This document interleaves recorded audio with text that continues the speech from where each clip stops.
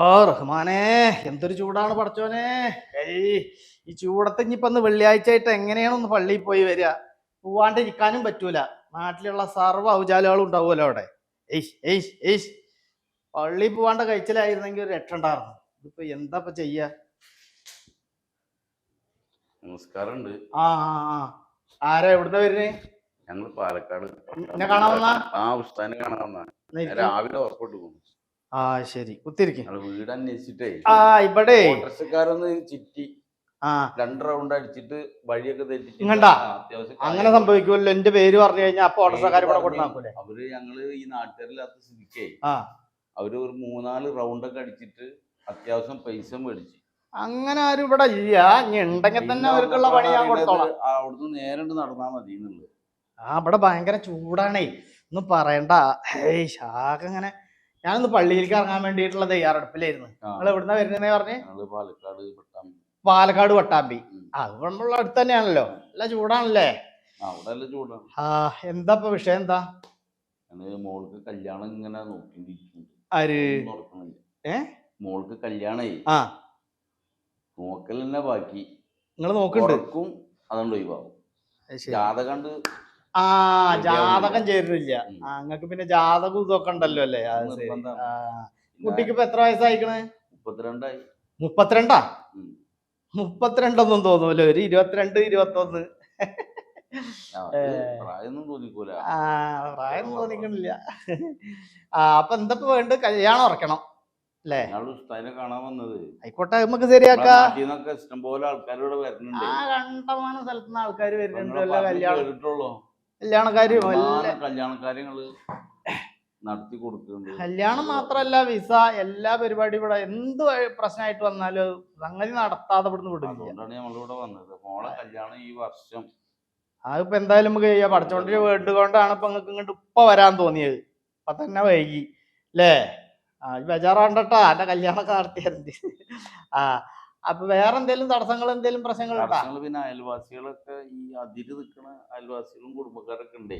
അവരും അത്യാവശ്യം പാരൊക്കെ ഉണ്ട്. നിങ്ങളെ കുടുംബക്കാരാ? നമ്മളെ കുടുംബക്കാരെ അടുത്തടുത്തുണ്ട്. അച്ഛൻ്റെ ഏട്ടന്റെ മക്കളും അഞ്ചന്റെ മക്കളൊക്കെ ഉണ്ട്. ഇപ്പൊ ഈ അച്ഛന്റെ ഏട്ടന്റെ മക്കളും അഞ്ചന്റെ മക്കളും ഒക്കെ നിങ്ങൾക്ക് പാര വെച്ചിട്ട് പൗണ്ട് അവർക്ക് എന്താ? ഒരു വളപ്പിലാണേ. അപ്പൊ കല്യാണം നടന്നില്ലെങ്കിൽ പൗണ്ട് ഇപ്പൊ അവർക്ക് എന്താ ഗുണം?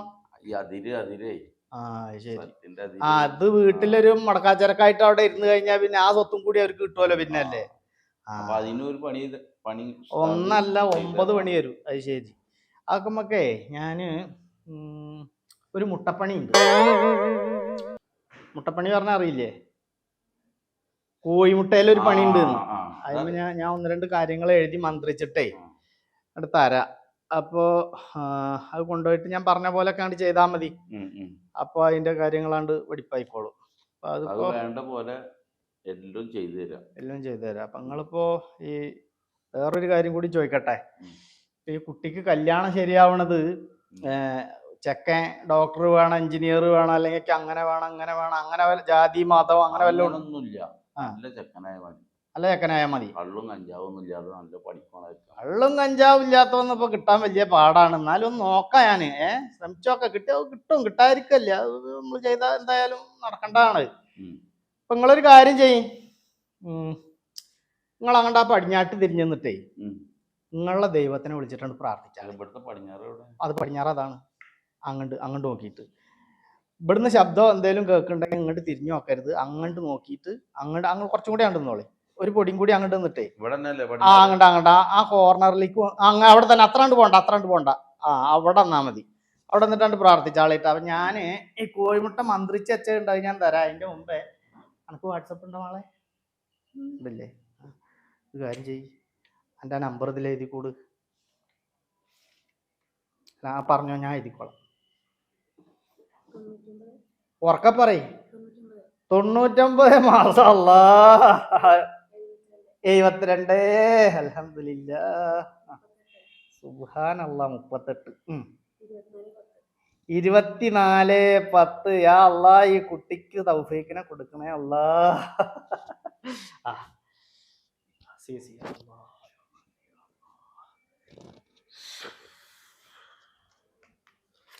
അങ്ങോട്ട് പോരി. ഇത് ഞാനേ നേരത്തെ മന്ത്രിച്ച് വെച്ച ഒരു മുട്ടയാണ്. അതിൽ ഒരു ലേനും കൂടി എഴുതാണ്ട്.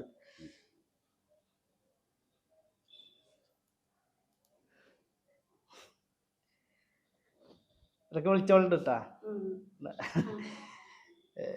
അപ്പൊ ഇതൊക്കെ ഇങ്ങോട്ട് നോക്കി ഇത് കയ്യിലവിടെ വെച്ചോളെ. പിന്നെ അല്ല ഇതും കൂടി ഉണ്ട് ഇതും കൂടി ഉണ്ട്. ഇതും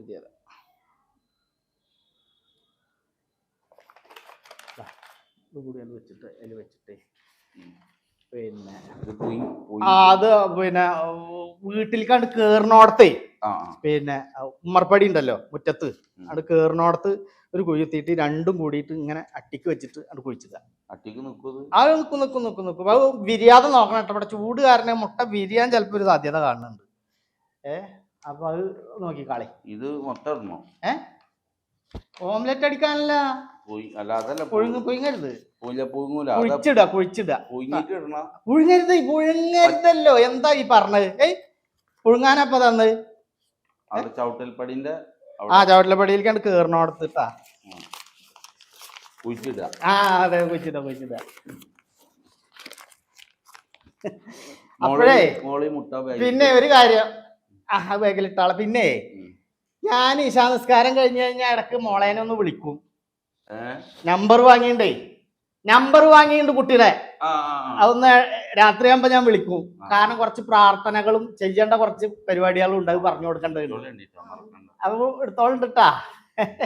പിന്നെ നിങ്ങക്ക് ഈ മതമൈത്രിയിലൊക്കെ വിശ്വാസമുള്ള ആളല്ലേ നിങ്ങള്? മതമൈത്രിയിൽ വിശ്വാസമുള്ള ആളല്ലേന്ന്? അതെ. അപ്പൊ നിങ്ങക്ക് ജാതി മത ഒരു ആൺകുട്ടിയായ പോരെ, നല്ലൊരു എണ്ണം പറഞ്ഞ ആണൊരുത്തനായ പേർക്കുറെ എന്റെ പോലത്തെ ഒരാളായ പോരെ. നിങ്ങളൊന്നും ചിന്തിക്കേണ്ടത് എപ്പ നടന്നു ചോദിച്ചാൽ മതി. ഇത് ഞാനാ പറഞ്ഞത്. അത് ശരി, ഞാൻ നടത്തിയ കാര്യങ്ങളൊന്നും നിങ്ങൾ അറിയാനിട്ടാ. വിട്ടാളി നിങ്ങളെ പോലത്തെ ആളായി നമുക്ക് സന്തോഷാണ്. അത് നടക്കുന്നല്ലെങ്കിൽ ഞാൻ നടത്തിക്കും. വിട്ടോളി വിളിച്ചോളി, നിങ്ങൾ വിട്ടോളി. അതൊന്നും വേണ്ടി വരുന്നില്ല. എടുത്തിട്ടുള്ള സ്ഥിതിക്കുണ്ട് വന്നാളെ. ഇപ്പൊ ആ പോക്കറ്റിൽ കിടണ്ട അങ്ങോട്ട് ഇങ്ങോട്ട് ഇട്ട് പിന്നെ അങ്ങോട്ട് ഇടരുതേ. അതൊക്കെ നമ്മൾക്ക് എന്താ വെച്ചാ റെഡിയാക്കാം. എന്നാ നിങ്ങള് പൊക്കോളി, ഇജി രാത്രി വിളിച്ചോളി. പൊക്കോളി, വിളിക്കണട്ടാ. ഞാൻ വാട്സപ്പിൽ അയക്കണ്ട ഇടക്ക് ട്ടാ. പൊക്കോളി ഇക്കൊന്ന് കുളിക്കണം. വിളിച്ചന്നെ ആൾക്കാരുടെയൊക്കെ ഒരു പോയത്തര ആലോചിച്ച് നോക്ക. ഞാന് ഈ ചൂടത്ത് പാലക്കാട് നിന്നൊക്കെ ഇങ്ങോട്ട് വരിക എന്താ അല്ല, ഇങ്ങനെ കുറെ പൊട്ടന്മാരുള്ളോണ്ടാണല്ലേ നമ്മളെ കാര്യങ്ങൾ ഇവിടെ നടന്നു പോണതും. മുള്ള പറയാ പഠിച്ചവനെ എന്നും ഇങ്ങനെ കൊണ്ടുതരണേ.